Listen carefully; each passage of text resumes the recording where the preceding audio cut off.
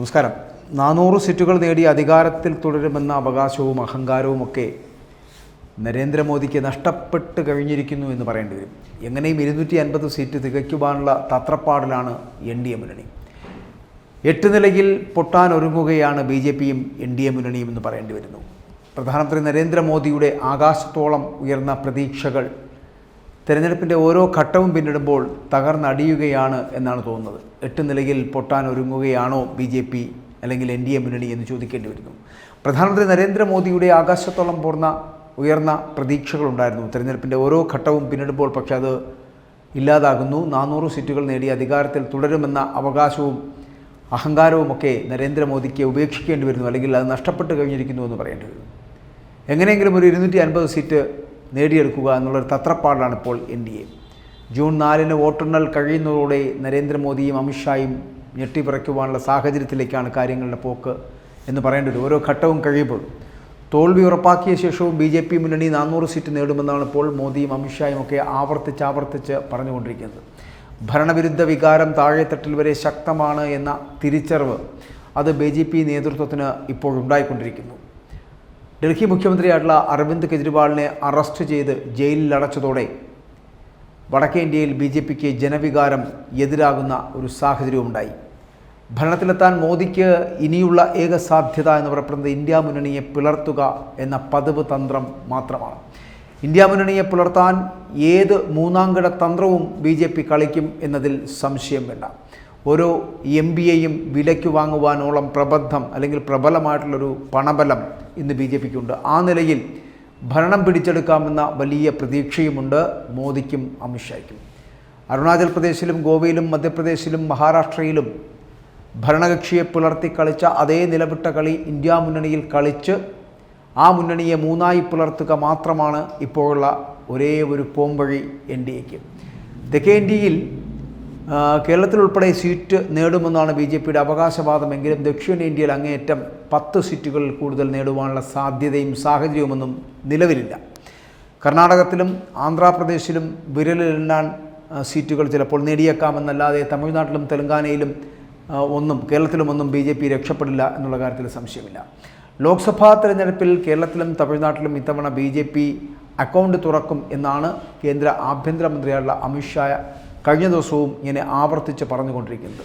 മമതാ ബാനർജിയുടെയും തൃണമൂൽ കോൺഗ്രസിൻ്റെയും ഒക്കെ ഉരുക്കുകോട്ടയായിട്ടുള്ള പശ്ചിമ ബംഗാളിൽ NDAക്ക് ഏകദേശം 30 സീറ്റ് നേടാൻ കഴിയുമെന്നൊക്കെ അമിത്ഷാ പറയുന്നുണ്ട്. ബീഹാർ തൂത്തുവാരുമെന്നാണ് അദ്ദേഹം പറയുന്നത്. ഒഡീഷയിലാണെങ്കിൽ 16 അതിൽ കൂടുതലോ സീറ്റുകൾ നേടുമെന്നും തെലങ്കാനയിൽ 10 12 MPമാർ BJPക്ക് ഉണ്ടാകുമെന്നുമൊക്കെ അമിത്ഷാ വല്ലാതെ സ്വപ്നം കാണുന്നുണ്ട്.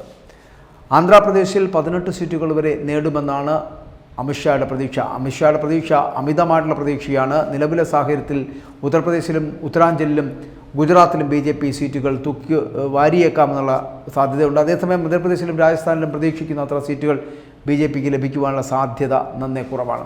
മധ്യപ്രദേശിലും രാജസ്ഥാനിലും കോൺഗ്രസ് ചിലപ്പോൾ 20 സീറ്റുകൾ പിടിച്ചെടുത്താൽ BJPയുടെ പ്രതീക്ഷകൾ എന്ന് പറയപ്പെടുന്നത് തകർന്ന് തരിപ്പണമാകും. ആം ആദ്മി ഡൽഹിയിലും പഞ്ചാബിലും ഹരിയാനയിലുമൊക്കെ സീറ്റുകൾ തൂത്തുവാരുവാനുള്ള സാധ്യതയുണ്ട്.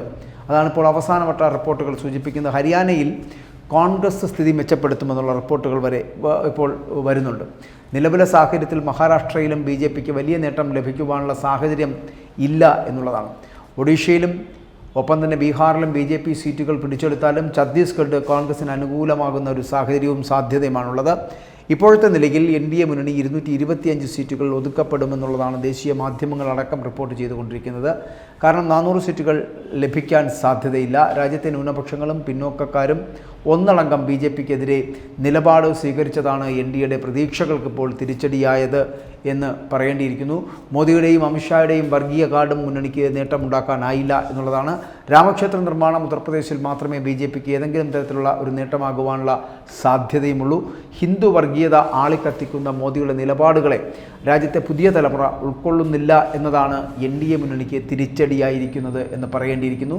കാരണം ഒരു പുതിയ തലമുറ എന്ന് പറയപ്പെടുന്നത് ഒരിക്കലും വർഗീയതയോട് സമരസപ്പെടുന്നവരല്ല, മത തീവ്രവാദത്തോട് സമരസപ്പെടുന്നവരല്ല, ഹിന്ദു വർഗീയ കാർഡുകളോട് ഒരിക്കലും ഓരം ചേർന്ന് പോകുന്നവരല്ല. അങ്ങനെയുള്ള ഒരു മാനസികാവസ്ഥയിലുള്ള പുതിയ സമൂഹത്തെ തെറ്റിദ്ധാരണയുടെ പേരിൽ BJPയും NDA മുന്നണിയുമൊക്കെ അവരുടെ വോട്ടുകൾ നേടാൻ കഴിയുമെന്നുള്ള പ്രതീക്ഷയിലായിരുന്നു. പക്ഷേ യുവാക്കളുടെ ഒരു നല്ല വിഭാഗം എന്ന് പറയപ്പെടുന്നത് അവർ തിരഞ്ഞെടുക്കുന്നത് ചിലപ്പോൾ കോൺഗ്രസിനെ പോലുള്ള ഏതെങ്കിലും ഒരു പാർട്ടിയായിരിക്കും. കാരണം കുറച്ചുകൂടി സമവായത്തിൽ പോകാൻ കഴിയുന്ന, കുറച്ചുകൂടി സൗമനസ്യത്തോടു കൂടി പോകുന്ന, ഈ തീവ്ര വലതുപക്ഷ തീവ്ര ഹിന്ദു സമീപനങ്ങളൊന്നും സ്വീകരിക്കാത്ത ഒരു പാർട്ടി, ഒരു മതേതര മുഖമുള്ള പാർട്ടിയോടൊപ്പം നിൽക്കുവാനാണ് യുവാക്കളുടെ ചിന്ത എന്നാണ് ഇപ്പോഴത്തെ റിപ്പോർട്ടുകൾ തന്നെ സൂചിപ്പിക്കുന്നത്. മറ്റൊന്ന്, അരവിന്ദ് കെജ്രിവാൾ ജയിലിൽ നിന്ന് പുറത്തു വന്നതിന് ശേഷം അദ്ദേഹം തുറന്നുവിട്ടത് ഒരു ഭൂതത്തെയാണ്, കുളത്തിൽ നിന്ന് വന്ന ഒരു ഭൂതം. ആ ഭൂതത്തിൻ്റെ കണക്കുകൾ അനുസരിച്ച് 400 സീറ്റുകൾ നേടുവാനുള്ള BJPയുടെ മോഹത്തിനാണ് ഇപ്പോൾ ആണിയടിച്ചിരിക്കുന്നത് എന്ന് പറയേണ്ടി വരും. 75 വയസ്സ് പിന്നിടാൻ പോകുന്ന നരേന്ദ്രമോദി എത്ര കാലം പ്രധാനമന്ത്രി പദത്തിൽ ഉണ്ടാകുമെന്ന് പറയുക. അങ്ങനെ പറയുകയാണെങ്കിൽ സെപ്റ്റംബർ 24 വരെ മാത്രമായിരിക്കും ഈ നരേന്ദ്രമോദിക്ക് ആ അധികാരസ്ഥാനത്ത് പ്രധാനമന്ത്രി പദത്തിൽ ഇരിക്കാൻ കഴിയുക. അപ്പോൾ അതിനുശേഷം ആരായിരിക്കും ഭരിക്കുക? നരേന്ദ്രമോദിക്ക് പകരം വരുന്നത് അമിത്ഷാ ആയിരിക്കും. അപ്പോൾ അമിത്ഷായ്ക്ക് വേണ്ടിയിട്ടാണോ ഇവിടുത്തെ ഇന്ത്യയിലെ ജനങ്ങൾ വോട്ട് ചെയ്യേണ്ടത് എന്നുള്ള അരവിന്ദ് കെജ്രിവാളിൻ്റെ ചോദ്യം സമൂഹത്തിൽ വലിയ മാറ്റങ്ങൾ ഉണ്ടാക്കുവാനുള്ള സാധ്യതയാണ് കാണുന്നത്. 7 ഘട്ടങ്ങളിലായിട്ട് നടക്കുന്ന തിരഞ്ഞെടുപ്പുകളിൽ അത് പ്രതിഫലിക്കുക തന്നെ ചെയ്യും. കഴിഞ്ഞ ഒരു മാസത്തിലധികമായിട്ടുള്ള വോട്ടിംഗ് പ്രക്രിയ, അതായത് തിരഞ്ഞെടുപ്പ് പ്രചരണങ്ങൾ, തിരഞ്ഞെടുപ്പ് വോട്ടിംഗ് പ്രക്രിയകൾ നടന്നുകൊണ്ടിരിക്കുന്നു. 1ാം ഘട്ടം, 2ാം ഘട്ടം, 3ാം ഘട്ടം, 4ാം ഘട്ടം, ഇങ്ങനെ ഘട്ടം ഘട്ടമായിട്ടുള്ള വോട്ടെടുപ്പുകൾ നടക്കുന്നുണ്ട്. അത് തന്നെയായിരിക്കും ഏറ്റവും വലിയ ബുദ്ധിമുട്ടായിട്ട് BJPക്ക് മാറാൻ പോകുന്നതും. BJPയുടെ അല്ലെങ്കിൽ BJP സ്ഥാനാർത്ഥികളുടെ, BJPയുടെ നേതാക്കളുടെ സൗകര്യത്തിനനുസരിച്ചുള്ള 7 ഘട്ട പോളിംഗ് ആയിരുന്നു ഇത്. കാരണം തിരഞ്ഞെടുപ്പുകളിൽ വളരെ കൃത്യമായി പങ്കെടുക്കുവാനും റാലികളിൽ, റോഡ് ഷോകളിലൊക്കെ പങ്കെടുക്കുവാനുള്ള സാധ്യതകൾ പ്രധാനമന്ത്രിക്ക് അടക്കം ഉണ്ടാക്കിയെടുക്കുന്നതിന് അവരുടെ ആ സൗകര്യത്തിന് വേണ്ടിയിട്ടാണ് 7 ഘട്ടങ്ങളിലായിട്ടുള്ള തിരഞ്ഞെടുപ്പ് തന്നെ നടന്നത് എന്നുള്ള ഒരു പരാമർശം നിലനിൽക്കുന്ന സാഹചര്യത്തിലാണ് ഇപ്പോൾ ഈ 7 ഘട്ടങ്ങൾ എന്നുള്ളത് BJPക്ക് തിരിച്ചടിയാകുന്നത്. കാരണം 7 ഘട്ടങ്ങളിലേക്ക് എത്തപ്പെടുമ്പോൾ കെജ്രിവാളിൻ്റെ വാദങ്ങൾ ഇനി ജനങ്ങൾ കൈക്കൊള്ളുകയും സമൂഹം അത് ഏറ്റെടുക്കുകയും എന്തിനു വേണ്ടിയിട്ടാണ് അമിത്ഷായ്ക്ക് വോട്ട് ചെയ്യുന്നത് എന്ന് പൊതുസമൂഹത്തിനുള്ളിൽ ഒരു തോന്നലുണ്ടായാൽ അത് BJPക്ക് തിരിച്ചടിയാകും. മാത്രമല്ല, നരേന്ദ്രമോദി ഫാക്ടർ, മോദി ഇഫക്റ്റ്, മോദി തരംഗം, മോദിക്ക് വേണ്ടി മാത്രമായിട്ടാണ് ചിലരുടെ വോട്ടുകൾ എന്നുള്ളത്, ആ വലിയ വോട്ട് ബാങ്കുകൾ ഇല്ലാതാവുകയാണെങ്കിൽ ഈ 400 സീറ്റുകൾ നേടി അധികാരത്തിലെത്താമെന്ന BJPയുടെ മോഹങ്ങൾ അസ്ഥാനത്താവും. എങ്ങനെയെങ്കിലും ഒരു 250 സീറ്റെങ്കിലും നേടിയെടുക്കുവാനുള്ള തത്രപ്പാടിലാണ് ഇപ്പോൾ BJP എന്ന് പറയേണ്ടിയിരിക്കുന്നത്.